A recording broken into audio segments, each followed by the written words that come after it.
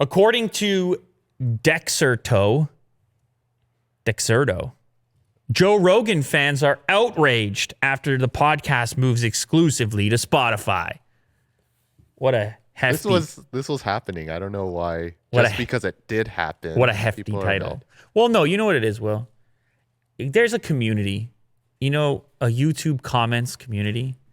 And if people look at the metrics, it's shocking how few people participate in the comments community compared to the view count.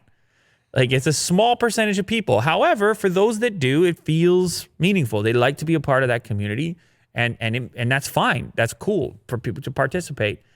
That group has nowhere to go on Spotify. Mm-hmm. They're not going to see each other. And so they're kind of saying their goodbyes in the comments section of YouTube. And some others are just coming to the conclusion that maybe they were considering going to a Spotify premium account or something like this. And now they're faced with the actual decision. They're saying, you know what? I don't think I'm going to do it. And that's just kind of a sad moment, I guess, for some people. I mean, you see some of these comments over here. I tried listening on Spotify.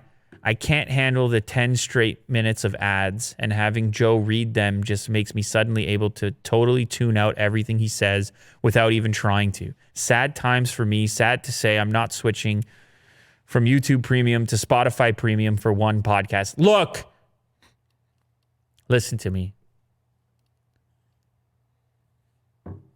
You're entitled to do as you please. That's the beauty of it. You're entitled to do as you please. Mm-hmm. I think there was probably some merit. There's probably something we're not necessarily seeing on the surface that led to this particular decision. I have heard just in a podcast here and there, I've heard the conversation take place around this move. And I've heard this seemingly constant sentiment that Spotify has been tremendously supportive of him and his podcast, of Joe and his podcast.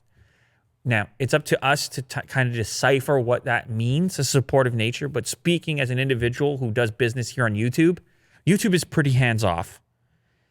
That can be a good thing about YouTube. But if you have a problem, it can be a bad thing about YouTube. Mm-hmm. And I'm talking any problem, a technical problem, a copyright problem. I'm talking all kinds of problems.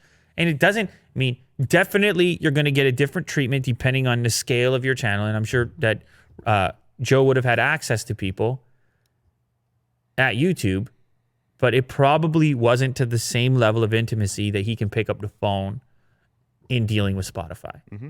And I really think that would have played a role in his decision outside of strictly the financial component, because he can make money anywhere. He can make money over there. He can make money over there. Mm-hmm. There's no shortage of brands that want to be associated with that podcast. Mm-hmm. So I think we should all be attempting here to look with a little bit more depth as to what could have motivated this decision outside of the obvious ones. Mm-hmm. I know people are looking at me crazy right now. They're saying, Lou, the rumored number is in the hundreds of millions. Mm-hmm. Money had something to do with it. Well, it does. It does. I'm not saying it doesn't. But I'm saying there's probably some other elements as well, based on what I've heard. Yep. And it's going to be a process. And there's going to be some pain points as you try to transition this thing over. And there's going to be some people that don't go. And that's fine. And I'm sure that's all been calculated into the decision making. Mm-hmm. So it's no surprise, these type of comments. It's all in the calculation. Yep. It's all part of the deal. Mm-hmm. And I'll tell you what, for anybody that's writing a comment like never again, the podcast is still free on Spotify.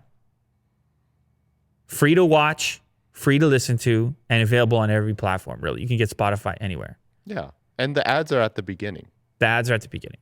You just got to skip them. So we'll see what happens when the high-profile guest shows up and these people who say they're never going back because it's not on YouTube. We'll see if they seek out those particular episodes. Mm-hmm. But I think Joe Rogan's going to be fine.